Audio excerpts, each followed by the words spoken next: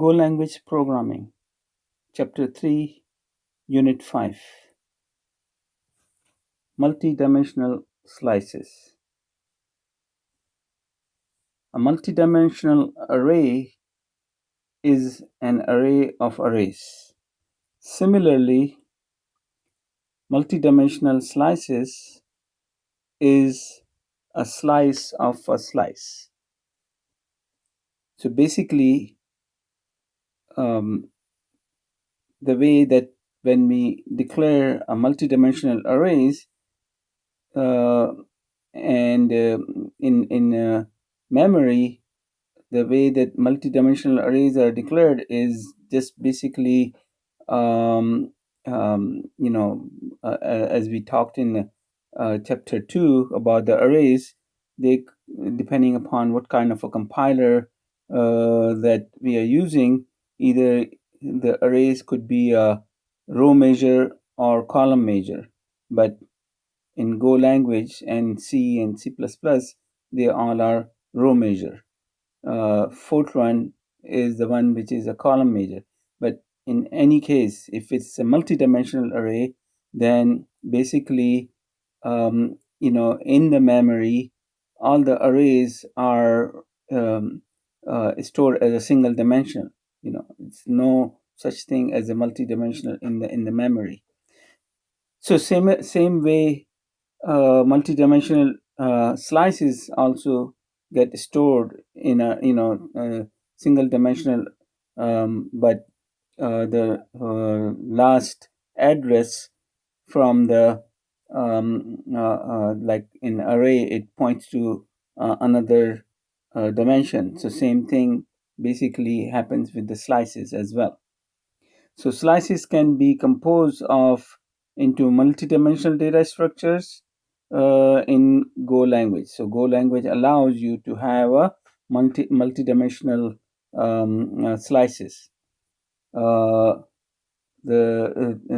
slice, as we know,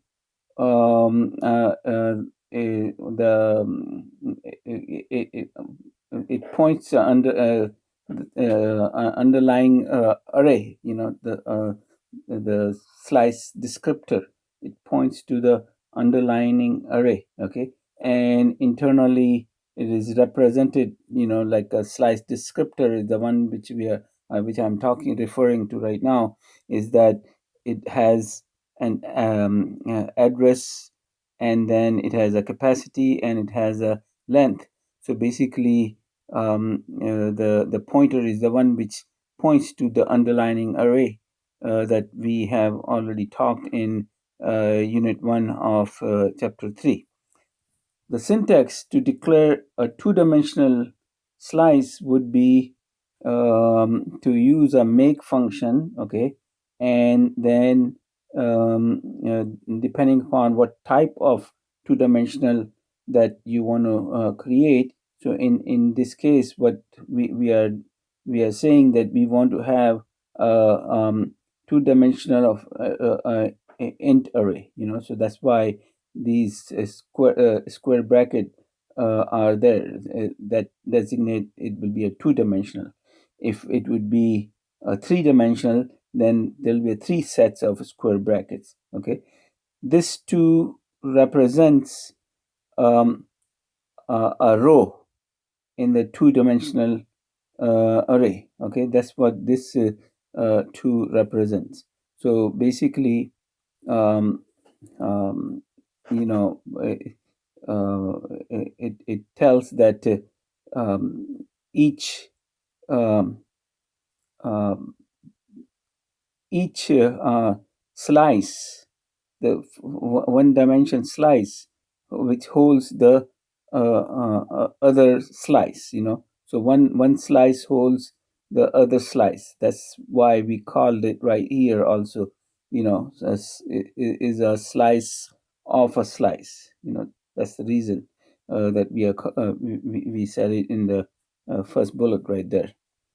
So above declaration means that we want to create a slice of two slices. Okay, that's what I'm referring right now, that we want to create two slices. Um, that's what this 2 represents. Now, the length of each of the inner slice has to be explicitly initialized.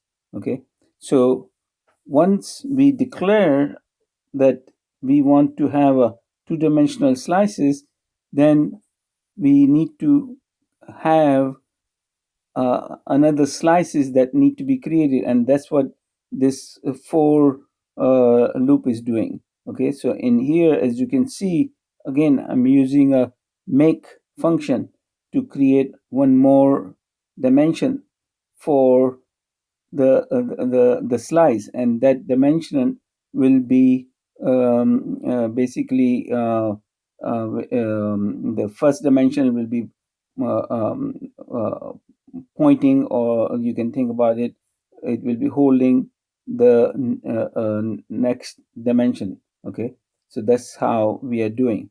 So basically, the this this slice that will be created will have um, the capacity, which will be 3, and the length will be 3. So that means this slice will represent 3 columns. Okay, this one will have two rows and 3 columns. Okay, so or we can create the inner slice. Instead of doing it like in the with the for loop, we can do it with the composite literal. Okay, and this will be the first slice that we created right here. Okay, and that will be holding the second slice which we create, which has the length 3. Okay, and we are doing this with the composite literal, with not with the make. So we have 2 rows that we create. Now let's look at all this in this example, how really this two-dimensional uh, uh, uh, uh, slices are created. So very first thing, of course, we have the package main, and we import the FMT package uh, so you can we can use the print function from that package, and within the body of a main function, or the entry point function, we create a two-dimensional slice right here. Okay, that's what we are creating. This is a two-dimension. Okay, and um, this row means, I mean, this two means it will have the uh, two two rows. Okay, that's what it means. Meaning the length of the slice will be 2, and capacity, of course, will be a 2. So underlying array will be of size 2. And uh, what at line number 6, what we are doing is that we are initializing the first slice with the new slice that we create by using a composite literal. Okay, and we are initializing it with that new slice, the first element of the slice, and the second element of the two-dimensional slice will be initialized with this single dimensional slice, so which is going to be a row. Okay, so these two both slices that are considered as a like a inner slices will have length of 3 and capacity of 3. So they both will have its own um, underlining array. So basically that's how the memory will be allocated. And then in line number 9, we are basically saying get the length, okay, of this 2D slice. So when we get the length of 2D slice, since we know that we have this length that we used it with in the make, so it will actually will print 2. So that's what it is printing right here in the output. And then we are saying that we want to get the length of the uh, first uh, uh, slice, okay, the first slice, which is a zeroth location. We want to get that length, and that is basically holding the second dimension for the slice. So that will be this right here. That's what we initialize it. So that this one will have a length. The zeroth one will have the three elements in there. So that's why it is printing 3. Now, one thing here to mention is I can have the this slice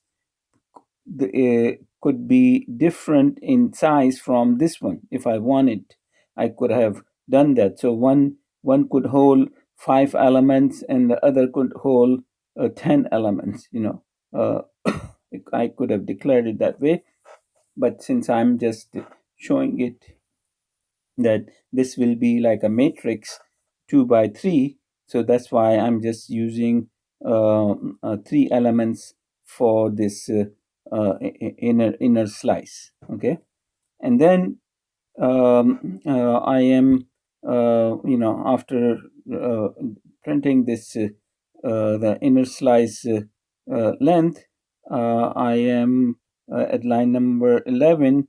I am multiplying the length of the first dimension with the uh, first row, so that will give me the length, which the 2 times 3, that will be 6, because we are multiplying it right here. Okay, so that will be 6. So we have 6 elements in a 2-dimensional slice. Okay, and then we are at line number 12 and 13, we are printing rows from the 2-dimensional slice. So that's what this is going to print rows from this 2-dimensional slice. Now at line number 15, I'm using for loop with the range. Okay, as you can see, this for loop, what it is doing, it is going to the 2-dimensional slice, and it is picking up each row, which is this one, row 1 and row 2. Okay, so first one, in the first iteration, it will pick up the first slice. Okay, and the row will be initialized with the first slice. So row will be holding that, and then this will return the index for the first slice, and then basically the inner for loop will be using the row to go into the each element of the inner slice, or the second dimension, and pick up the values. So in this case, well, actually I could have picked up the values, but I chose to use or ignore. So I use the underscore right here. That means just ignore that value, which could be these values, because I decided that I want to have the values to be picked up by using the two-dimensional array kind of a concept. And in that, I'm using the slice originally with the two-dimensional, which was created right here, and I'm using the I and J. Okay, so I would be the one which will be the row index, and J will be the one which will be the column index. Okay, so that means I will get this this matrix printed right here. Okay, because of this right here. Okay, so it is going to print this matrix, and every time inner for loop is done, the it will go to the outer for loop. Before it goes to the outer for loop, it will do the uh, print line. So this row, the second row, will be printed in its own line. Okay, so that's why it is done empty print line at line number 20. So basically, this is how the two-dimensional slices work in Go language, and that really concludes Unit 5 of Chapter 3. Okay.